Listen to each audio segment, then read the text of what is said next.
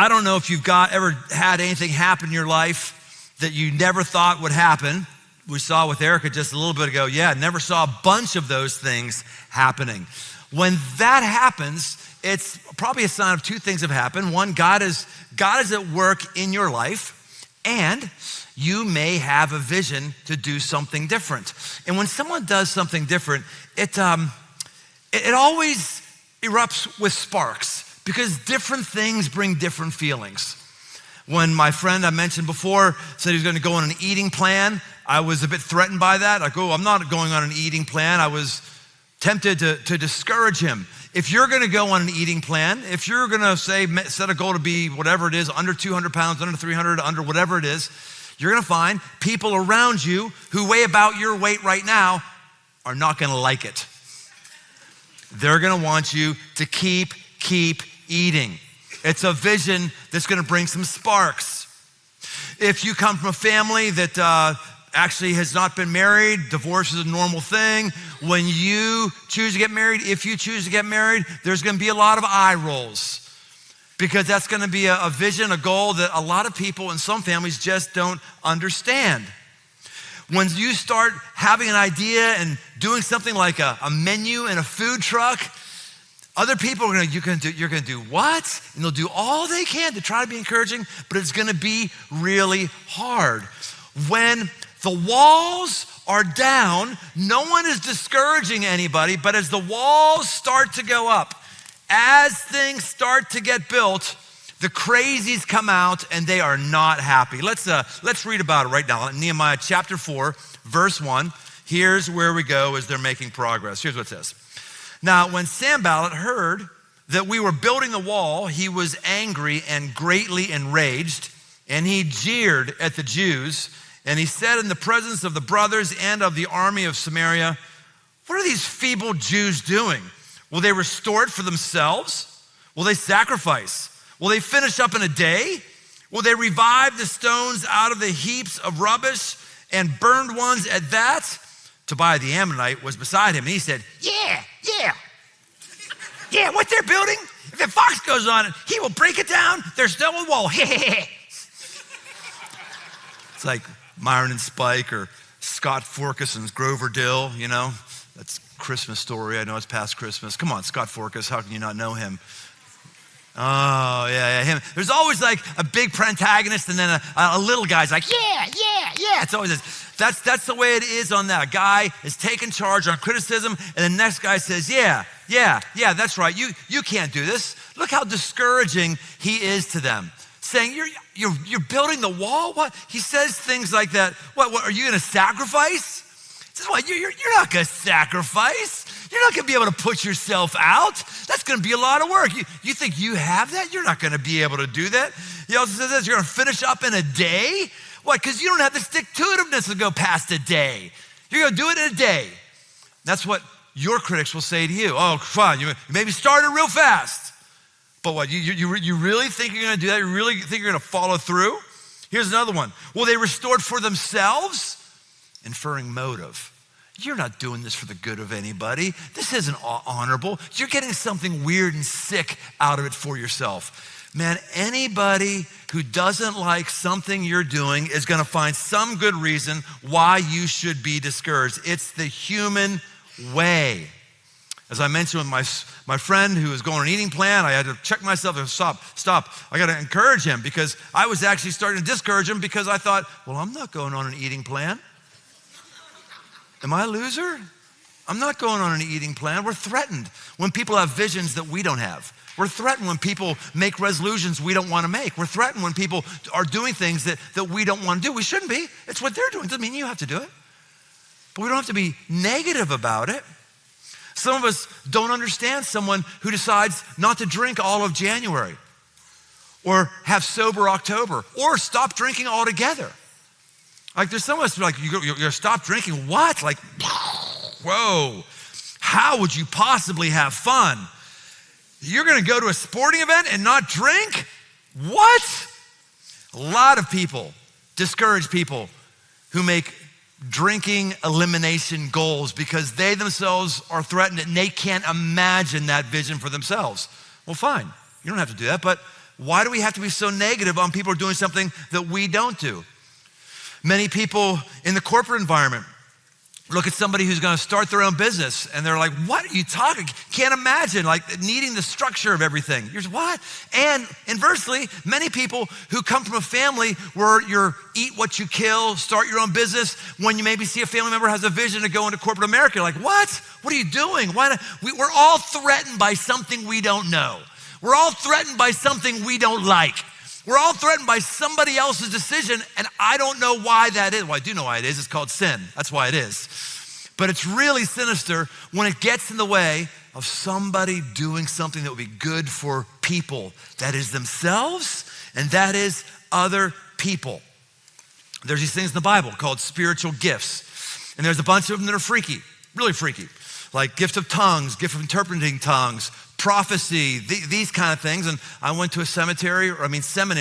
When I was in seminary, I was taught, and I believed in seminary, that all those crazy, freaky things, when the apostles died, all those things went away. And they had their reasons for that, and I did way back when, but I realized the reason why many people don't believe that those things exist is because we're threatened by something we don't understand. We're freaked out that you can do something that I can't. Well, there's things that everyone does that somebody else doesn't do. It's not that different gifts are more important than others. But when we see somebody that has something or is doing something that we're not doing, all of us are threatened, and we discourage or we create a whole theology that comes down on it. Here's the thing. It's easier to crack on someone who has a vision than it is to actually have a vision yourself. It's easier to crack on somebody who has a vision than to have a vision yourself. I got some burn here on this. I've made a lot of mistakes. I've deserved a lot of criticism, a lot. I deserve a lot of criticism. I have in my history. But I've also been blessed by God to be very faithful in going after a number of visions he's had for me. And I want to share with you some of them today, not because I'm trying to pump myself up, just because I want to say, if you're feeling this, I get it. I've been there. When we first started Crossroads, 1996 or so, about 98, 99, 1999, something like that, I went to a wedding, and at that wedding, there was a bunch of people I didn't know at that wedding. And Crossroads in Cincinnati at that point was this like bright light. It was just taking off. It was, everyone's talking about it. We're getting literally front page headlines. We're on news stories, all that stuff. Because like, for this church is doing so many weird things, unusual things, and a bunch of young people coming. Really, really crazy. And so I went to this wedding, and someone I knew was there and knew someone else who I didn't know, and said, oh, hey, so-and-so, this is Brian. He started Crossroads. And this guy went to another church. He didn't think very highly of our church. And he just said this, I'll never forget what he said. He said it just like this too. He said, I hope God's in it, is what he said. And me in my very godly manner, the way I always operate, I said, you know, he's not. He's not. We're just really hard workers, and it's all by our own might. End of conversation. I didn't even know what to say. It was just like, it was discouraging. I don't know why he was discouraged. I don't know. Do you think we were a threat to whatever his church? Do you think we were a threat? I don't know. But that's the way we all are. When someone's doing something we don't understand, we're negative and critical, and we get them off their game. And woe to us who gets somebody off their game when God's given them a vision or a goal or a resolution. At any point, you can say amen to that. At any point, you can. Yeah. Good. We've all been on both sides of this. Now, let's go down to Nehemiah 4, verse 11, see how this continues to unfold. Let's do 14, verse 14. And I looked and arose and said to the nobles and the officials and the rest of the people, do not be afraid of them. Remember the Lord who is great and awesome, and fight for your brothers, your sons and your daughters, your wives and your homes. He says, don't be afraid of them. Don't do it. When someone's coming down on you, there's no reason to be afraid of them. They are not understanding what God is asking you to do. That's between you and God. It's not between them and God, and don't allow them to get between you and God. D.L. Moody, who's one of the most respected preachers in Christian history from a century or so ago, he said this: every true work of God has had its bitter enemies, not only outside, but also inside, just as in the days of Nehemiah. There will be bitter enemies. And this is why Nehemiah actually has to divide up his forces with spears and arrows and swords just to protect them, because these guys aren't just giving physical taunts or verbal taunts, they're actually threatening physical harm. Now, Sanballat is a Samaritan official, and he's negative because he's got a certain piece of authority pie. And he's afraid that Nehemiah is doing all of this because Nehemiah is trying to worm in on his authority, worm in on his action, take maybe taxes away from him, take glory away from him. He's not liking it at all, not at all. So let's see what it says in chapter 6, verse 2. Now Sanballat and Geshem sent to me saying, come up and let us meet together at Hakkephirim in the plain of Ono, which is where Yoko was born. But they intended to do me harm. And I sent messengers to them saying, I'm doing a great work and I cannot come down. Why should the work stop while I leave it and come down to you? They're trying to get him to come, and they're sending messages, and he's not having it. They're sending messages. They want to get him off his game. They want to take his life. They want to stop this whole thing. I love what Nehemiah says. Why should I get off the wall? I'm on the wall. I'm on vision here. I got a plan. I'm working. You're not going to get me to get off my wall. Hey, friends, let me tell you something. There are people in here, you're on a wall right now, and there's a bunch of people in a cultural rift in society that wants to get you off your wall, wants to get you off your game. And your game, your wall, is anything that you're feeling. It's anything that you think causes God to smile. It's anything that you think needs to get done, and you see it in your mind. And others don't just see it, but when they see you, they're threatened. Don't get off your wall. Don't get off your wall.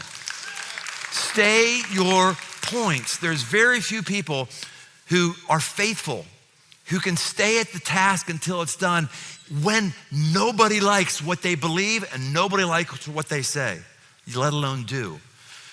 But you, if you want to walk close with God and you want to have a full heart towards people and life that's unusually powerful in 2024, you have to learn to stay on the wall. Stay where you are. Keep pushing. Keep going. The reason why there is so much criticism around visions is because they mean there's a new move. Something's moving. Someone is doing something new. And new moves create chaos because they haven't been experienced before. It's a vision in your mind, but it hasn't been experienced before. It's a first of a kind thing, maybe for you in your circle. And whenever something is a first of a kind thing, this is friction. You know, the automobile right now, no big deal. We whiz around with automobiles, 90 miles an hour, going opposite ways, passing each other. No stress at all, right? Well, it's because we're used to it. When the car first came out, it was utter chaos. Everybody with horses and carriages, like, what are you? This is stress, like wars. It was horrible. It was awful. How do we get this whole thing? It was chaos. It was a vision that people didn't understand. Now we understand it, and it's really simple. There's things that you will be shocked that at some point you're going to become very proficient and there will be no stress. But right now, it's chaos because you're doing something you've never done before.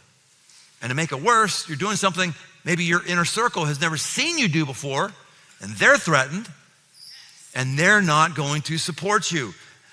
Don't take it personally. It's part of the human condition. It's part of just who we are and what we do. I think part of it is because it's something that we haven't experienced, and things that we haven't experienced freak us out. Like snakes. How many of us love snakes? Raise your hand. How many of us love snakes? A few sickos in here, just a few sickos. Most of us are freaked about snakes. We don't like snakes.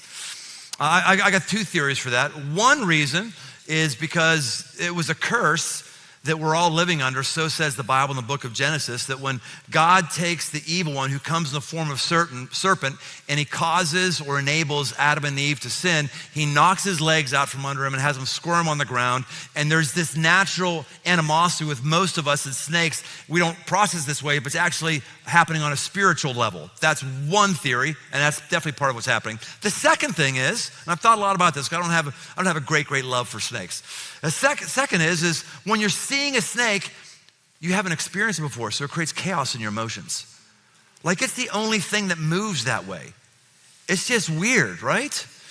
I mean, worms they don't have any legs either, but worms don't move in such a way that's strange. It's odd. It's really, really, and so that's why I think a lot of us just freak out. Like I don't understand. And so we don't understand it. And it creates chaos and it freaks us out.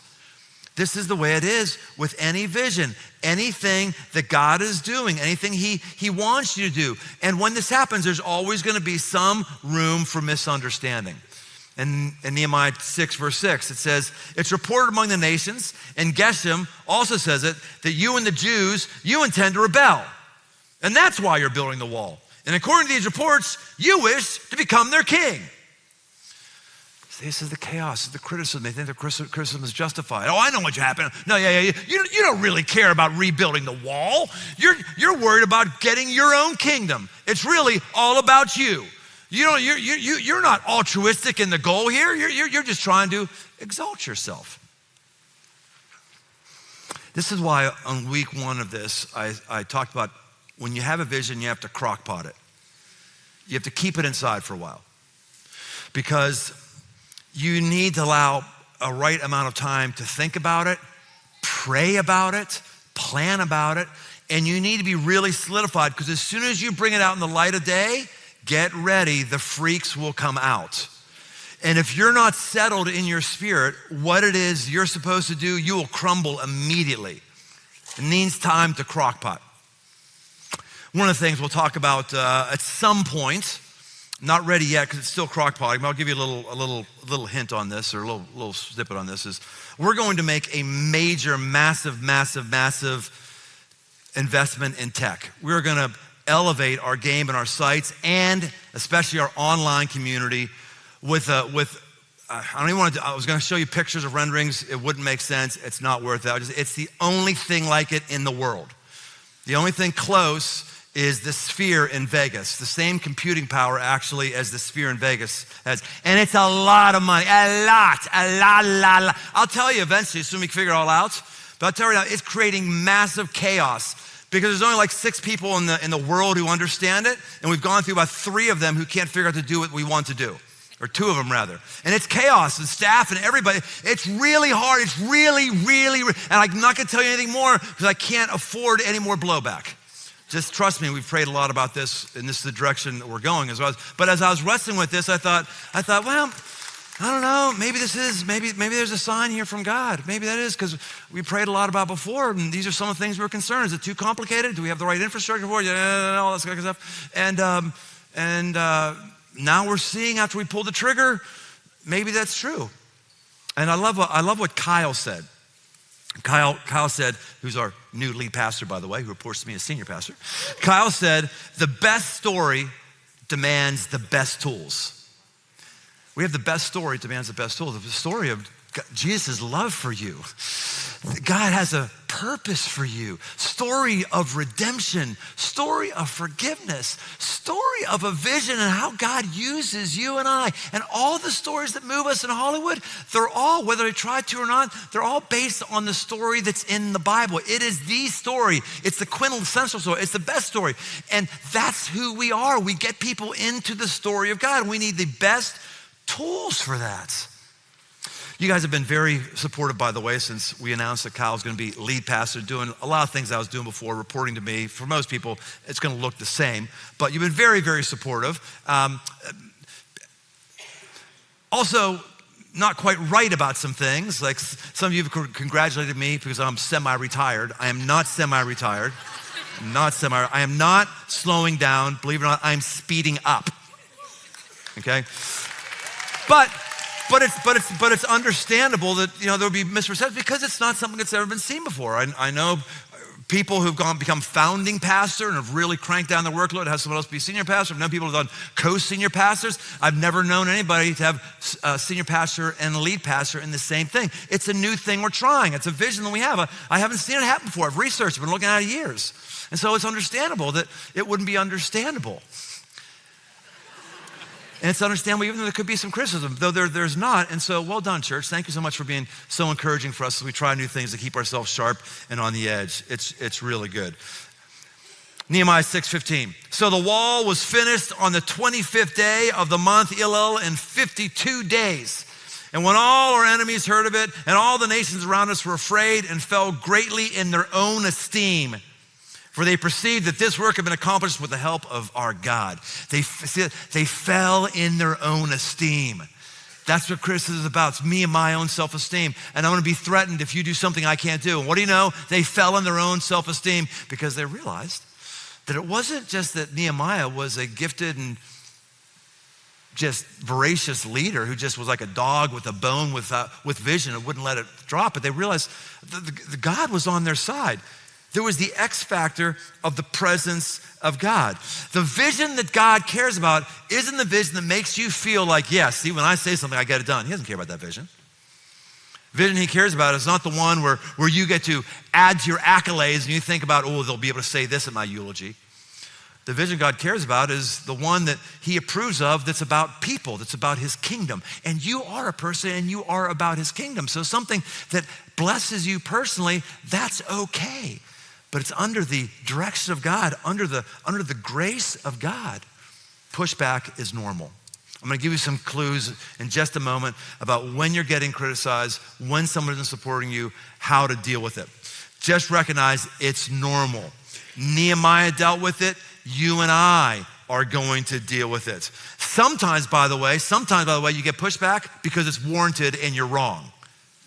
Sometimes I've got pushback because it's warranted and I was wrong. None of us are God. None of us are inerrant. None of us are the Bible. So we just have to have that on our mind while simultaneously saying, no, I'm going to stay on the wall. We've also got to have a level of humility to receive criticism in the right way and at the right time.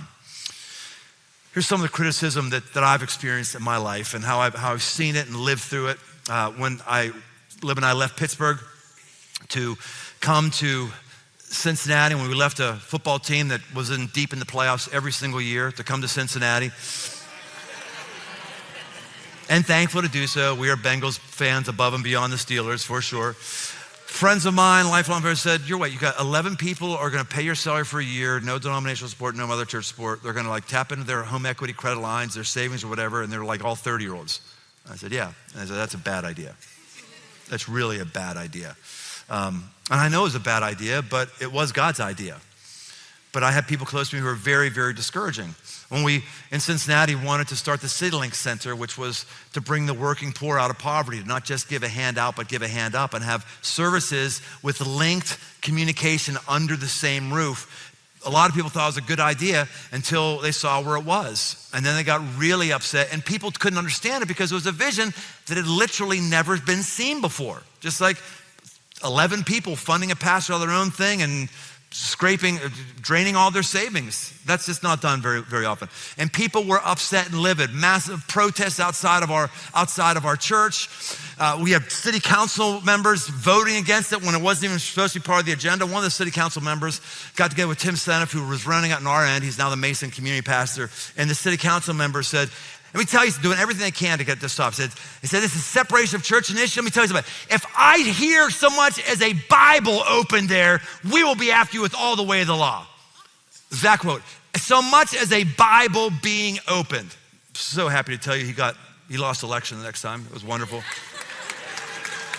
fact, every council member that voted against it, they all lost the next election.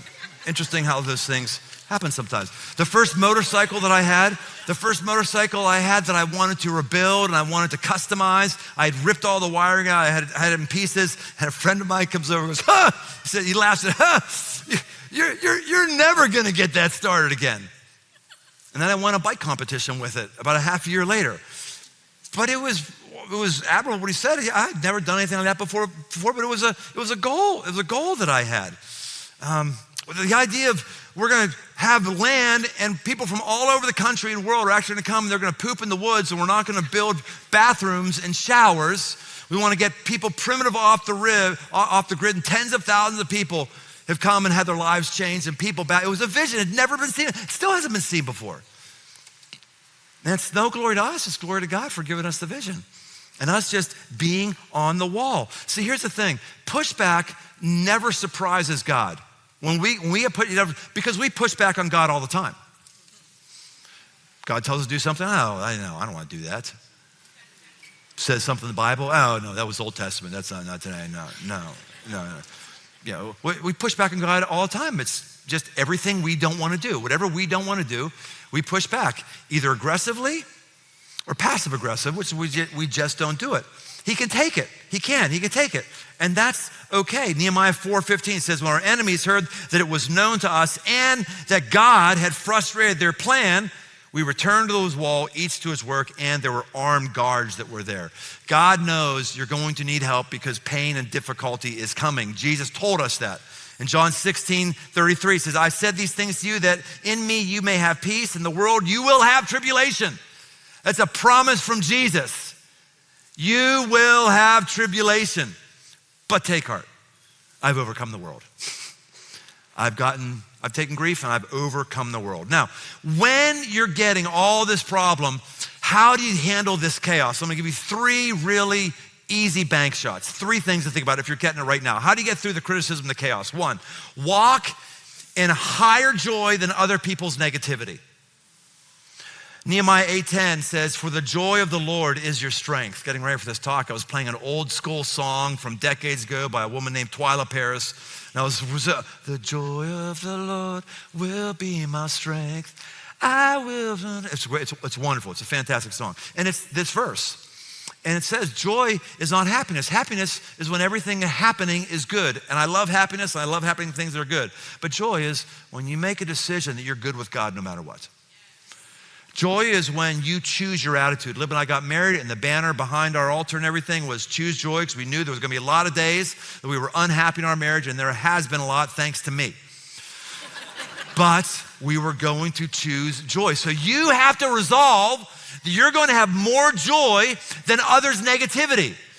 That's the strength. No, I know I'm doing what God wants me to do. I know it. I can sense it. I'm going to keep erring on the side of aggression. I'm sensing he wants me to do this. I'm going to assume he wants me to do this because I saw this. Since I saw it, I'm the one. You've got to keep your joy high, really, really high. Number 2, process your anger and fear with God. Tell him about it. This is really interesting when Nehemiah talks with God in Nehemiah 4, verse 4 and following. Here's what he says. Hear, O our God, for we are despised. Turn back their taunts on their own heads and give them up to be plundered in a land where they are captives. Do not cover their guilt and let not their sin be blotted out from your sight, for they have provoked you to anger in the presence of the builders. He's like, give them hell, God. Come on, go get them. So he's praying. God's good with that.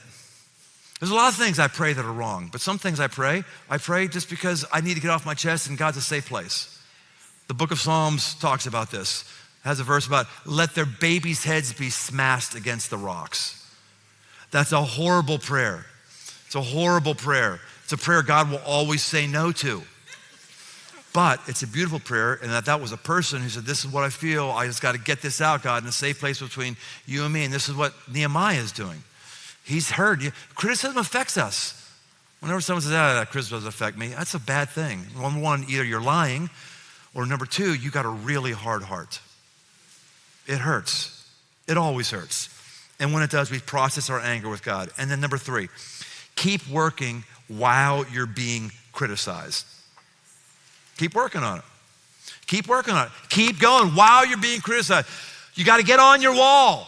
You got to get on your wall. And while you're being criticized, while people are hurling insults, you go, I'm on my wall, baby. I'm not going anywhere. I'm on my wall. I've got a vision to get a degree.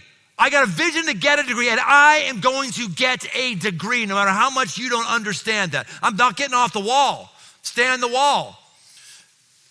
You you decide to have kids, you decide to parent kids differently because you're gonna have to. You parent kids the way everybody else does, guess what? It doesn't work, it's not working. Societal indicators show that. So if you're gonna be someone who operates high in love and high in discipline, get ready for people not to understand. You gotta stay on your wall. If that's your vision, you gotta stay there. It used to be that if you were just if you were a Christian, you were just a basic, average, moral American and everyone liked that. Not anymore. Not anymore, because if you're a Christian, you actually are in Christ. You're following him. You're doing things in the Bible, which people in our culture increasingly think are crazy and stupid and only haters do. And you got to choose. Am I going to stand on my wall? Sit on my wall. I'm not coming down. What is it you're on your wall about? What is it you're going to God for? What is it that you're needing your joy to propel you? Let the joy of the Lord keep you at your post. God needs you on that wall. He gave you a vision because he wants that done, and you may be the answer to it, and you need it. Nehemiah needed this task as much as anybody else did. He needed to stay fresh with God. And God's looking to see who is fresh, who wants to be fresh with me, who wants to stand out from the crowd, who wants to create a little chaos accidentally, and who wants to cast a vision that people don't get, but God says, but I get it. I get it. Because I'm in it.